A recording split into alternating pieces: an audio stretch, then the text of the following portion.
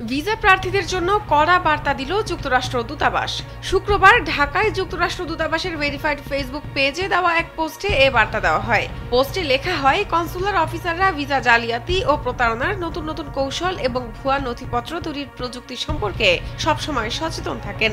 Visa আবেদনের ক্ষেত্রে তথ্য গোপন করা বা ভুয়া কাগজপত্র দাখিল করা গুরুতর অপরাধ। এর ফল হতে পারে আজীবনের জন্য যুক্তরাষ্ট্রে প্রবেশে স্থায়ী নিষেধাজ্ঞা ও ফৌজদারি মামলা।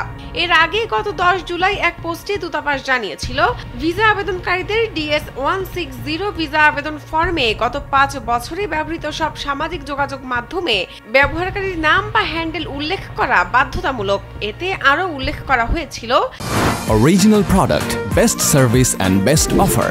Your right choice, Transcom Digital. আবেদনপত্রে দেওয়া সব তথ্য সঠিক ও সত্য বলে স্বীকার করে আবেদনকারীরা তা স্বাক্ষর করেন ও জমা দেন। সামাজিক যোগাযোগ মাধ্যমের তথ্য গোপন করলে ভিসা প্রত্যাখ্যানের পাশাপাশি ভবিষ্যতে ভিসা পাওয়ার অযোগ্যতা তৈরি হতে পারে।